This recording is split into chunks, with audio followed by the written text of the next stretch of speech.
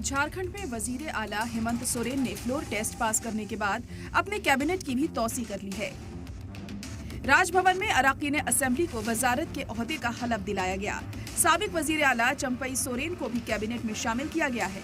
साबिक वजीर आला चंपई सोरेन ने सबसे पहले वजीर के ओहदे का हलफ लिया। चंपई सोरेन के अलावा जेएमएम और इंडिया इत्तेहाद के अराकीन असेंबली को काबीना में शामिल किया गया है।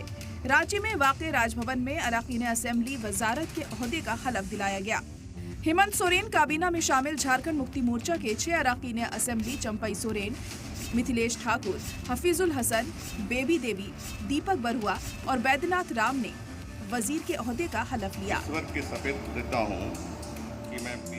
वहीं कांग्रेस कोटे से डॉक्टर रामेश्वर उरांव, बन्ना गुप्ता, डॉक्टर इरफान अंसारी और दीपिका पांडे सिंह को हेमंत कैबिनेट में जगह मिली है, जबकि आरजेडी से सत्यानंद भोक्ता ने वजीर के ओहदे का हलफ लिया।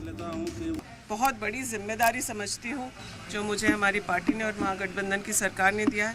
मैं तहे दिल से धन्यवाद देना चाहती हूँ आदरणीय श्री राहुल गांधी जी का, हम लोगों के कांग्रेस के प्रेसिडेंट आदरणीय मल्लिकार्जुन खड़गे जी का, महासचिव संगठन।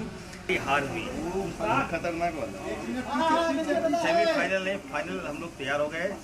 अब टेस्ट वनडे नहीं होगा और मैं बधाई देना चाहता हूँ राहुल गांधी जी का, खड़गे साहब का, वीर साहब का, हेमंत जी का।